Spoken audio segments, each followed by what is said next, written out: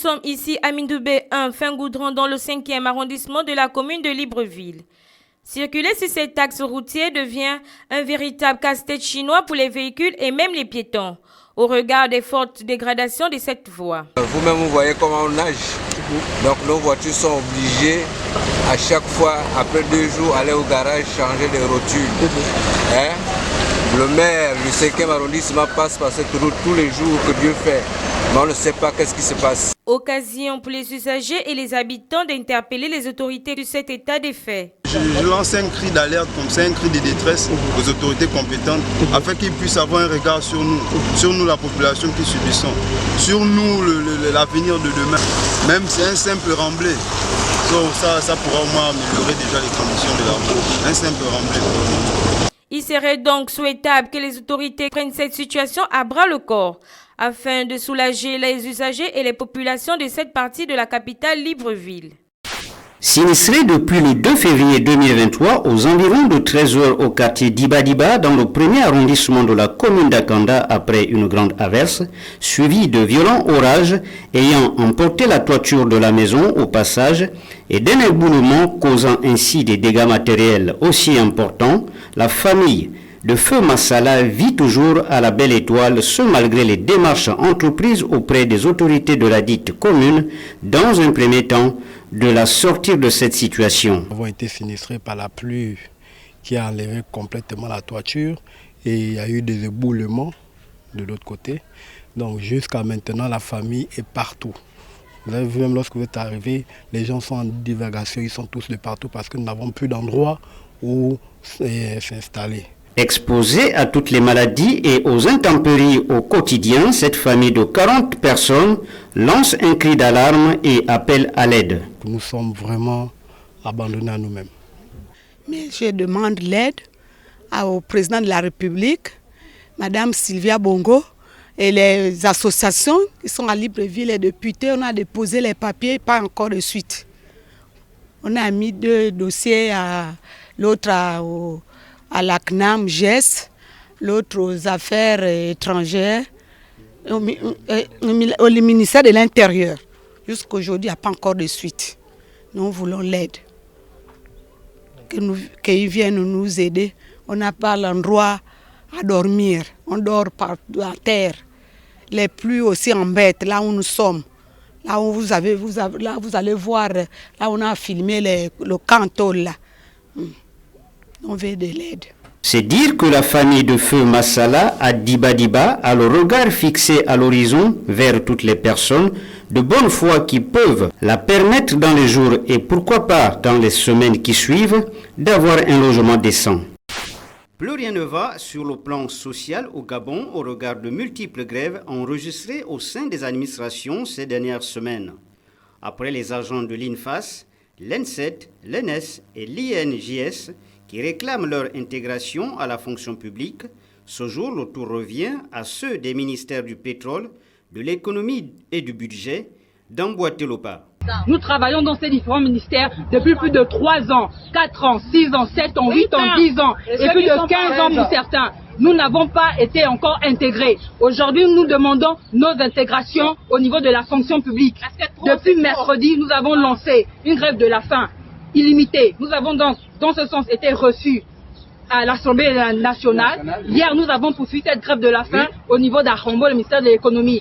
Donc, dans cet élan, il est tout à fait normal qu'aujourd'hui, nous soyons au ministère du pétrole. Ce que nous réclamons, ce sont nos intégrations. La loi n'étant pas rétroactive, nous appelons à nouveau les autorités au bon sens.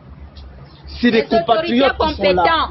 Effectivement, oui. C'est des compatriotes qui sont là depuis 20 ans. Depuis 10 ans qui sont là. Il y a ceux qui sont à la retraite, qui n'ont pas de pension de retraite.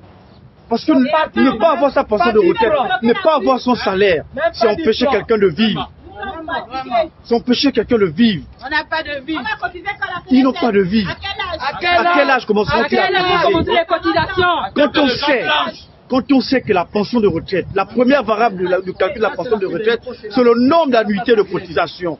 Or, le nombre d'annuités de cotisation dépend du jour, de l'année, du moment où le décret d'intégration a été signé. À la lumière de ce qui précède, Les agents des ministères du pétrole, de l'économie et du budget lancent un cri d'alarme à l'endroit des autorités compétentes afin de leur sortir de cette situation qui n'a de cesse trop duré. Retour aux sources pour nombreux Gabonais qui ont compris l'importance de la pharmacopée au Gabon de nos jours. Au feu tricolore de la Peurie, dans le 3e arrondissement de la commune de Libreville, nous pouvons les voir au quotidien exposés à la vente, des écorces d'arbres, des feuilles et bien d'autres produits de tout genre susceptibles de soigner toutes sortes de maladies. Avant que la médecine occidentale ne vienne s'installer en Afrique, nos grands-parents ont toujours soigné les gens avec la pharmacopée, avec nos bois, nos plantes, c'est la première richesse que Dieu nous a donnée. Donc si je peux donner un conseil aux Gabonais, c'est de répartir aux sources. Une activité à travers laquelle ces derniers trouvent quand même leur compte. Bon, on a des clients, ça vient, ça part un peu, on fait avec. Comme quoi, il n'y a pas de sous-métier, mais que de sottes gens, a-t-on coutume de dire. Jour J de la fin de l'opération de l'enrôlement, la mairie du 1er arrondissement du Haut-de-Guégué a regorgé plusieurs populations en ce jour du 7 juin 2023. Le ministère de l'Intérieur a défini l'opération d'enrôlement pour 30 jours. Il faut dire que cette campagne a commencé le 9 mai et se termine le 8 juin. Et ça voudrait dire que ça a pris 30 jours. Et vous remarquez qu'il y a beaucoup d'affluence lors des derniers jours. Il faut dire aussi que c'est les mauvaises mentalités que nous avons acquises. C'est toujours au dernier moment que les Gabonais se lèvent.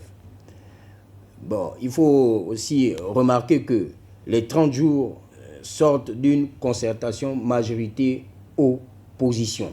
Donc c'est une décision consensuelle qui a mené le ministère de l'Intérieur à faire la campagne d'enrôlement pendant 30 jours. Le prolongement de l'opération est souhaité par bon nombre d'usagers. Je suis là depuis ce matin, depuis 8 heures. Lorsque nous sommes arrivés, on a commencé par la distribution des numéros. Ils se sont arrêtés à, je crois, 100. Non, ils sont au-delà de 100, je crois 200. Et jusqu'à maintenant, les numéros n'avancent pas. Il est quasiment midi. On n'est qu'à 19. On n'est qu'à 19. Et il y a de ceux qui sont venus avant nous hier, qui ont des noms dans la liste, qui n'avancent même pas. Vraiment, vous-même, vous voyez et vous constatez que c'est compliqué. Les rangs ne bougent pas. Il y a du monde. Vraiment, vous-même regardez avec les images, je crois que les images parleront mieux d'elles-mêmes. Je demanderais à ce qu'on puisse prolonger, qu'il puisse avoir une prolongation. Parce que vraiment, tous les Gabonais actuellement veulent se faire enrôler. Vraiment, c'est mon souhait.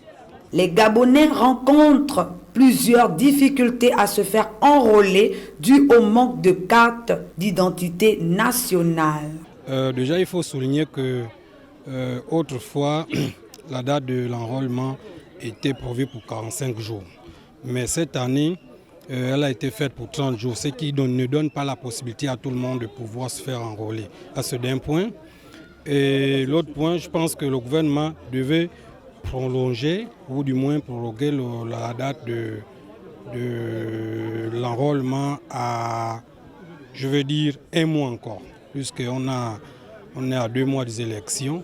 Donc 1 mois en plus, ce sera mieux pour tout le monde. Les populations souhaitent que l'opération d'enrôlement soit prolongée sur toute l'étendue du territoire national. Conditions d'éligibilité à la présidence de la République, c'est le contenu du projet de loi portant modification de certaines dispositions de l'ordonnance numéro 015/PR/2021 du 13 septembre 2021 portant loi organique relative au président de la République, ratifiée par la loi numéro 029/2021 du 31 janvier 2022, soumis ce jour à l'approbation des honorables députés, membres de la commission des lois, des affaires administratives et des droits de l'homme, par le ministre d'État en charge de l'Intérieur, Lambert Noël Mata. Le 15 avril dernier, le président de la République, chef d'État, a promulgué la loi numéro 001/2023 portant révision de la Constitution de la République gabonaise. Cette révision a entre autres modifications fixé à 30 ans l'âge minimum pour se porter candidat à une élection présidentielle au Gabon. Le projet de loi portant dispositions spéciales relatives à l'élection du président de la République fixe quant à lui les clauses de la désignation à ce poste.